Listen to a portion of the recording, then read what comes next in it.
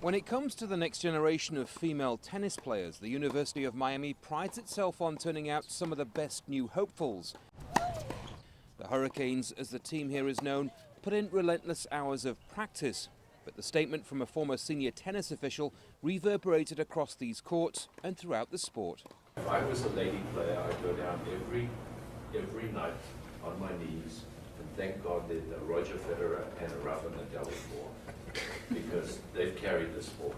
I was very surprised that a high-ranking tennis executive would make these type of comments. As a former player and now associate professor of sports marketing, Wendy Dees doesn't think the comments mean there's a problem with sexism in tennis, but she says the timing is deeply troubling. It's been a bad year for tennis. We've already had to have difficult discussions about match fixing, about performance-enhancing drugs, and now discrimination.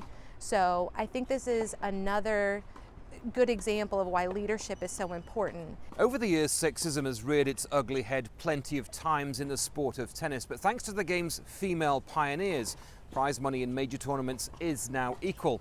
Having said all that, comments like the ones made in the last few days could be seen to have set the sport back decades. The world's #1 female player, Serena Williams, called the remarks offensive, and the Women's Tennis Association says it stands for the principles of equality and empowerment. World #1 Novak Djokovic has since apologized for suggesting that men should earn more than women, saying his comments were taken out of context. But every time players or officials make disparaging remarks about female athletes, questions about sexism in sport remain. Andy Gallagher, Al Jazeera, Miami, Florida.